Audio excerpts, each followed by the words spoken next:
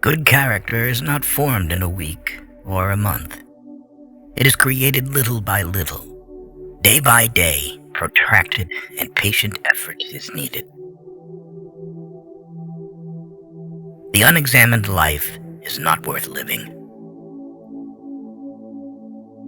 I never did anything worth doing by accident, nor did any of my inventions come by accident. They came by work. It is during our darkest moments that we must focus to see the light. The ideal man bears the accidents of life with dignity and grace, making the best of circumstances. We cannot live better than in seeking to become better. The secret of happiness, you see, is not found in seeking more, but in developing the capacity to enjoy less. What you leave behind is not what is engraved in stone monuments, but what is woven into the lives of others. You will never do anything in this world without courage. It is the greatest quality of the mind, next to honor. People are like dirt. They can either nourish you and help you grow as a person, or they can stunt your growth and make you wilt and die. Happy is the man who has broken the chains which hurt the mind and has given up worrying once and for all. Waste no more time arguing about what a good man should be. Be one. Do not say a little in many words, but a great deal in few.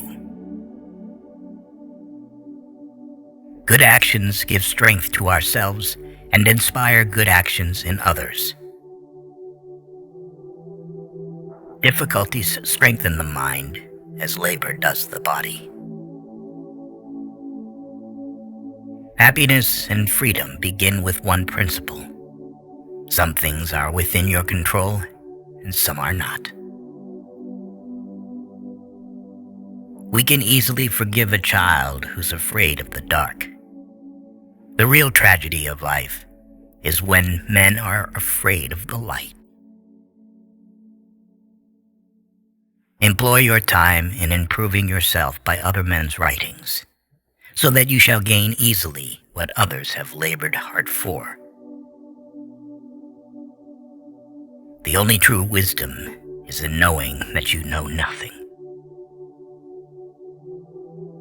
Moral excellence comes about as a result of habit. We become just by doing just acts, temperate by doing temperate acts, brave by doing brave acts. The roots of education are bitter, but the fruit is sweet. Beware the barrenness of a busy life. No man has the right to be an amateur in the matter of physical training. It is a shame for a man to grow old without seeing the beauty and strength in which his body is capable. It is not living that matters, but living rightly.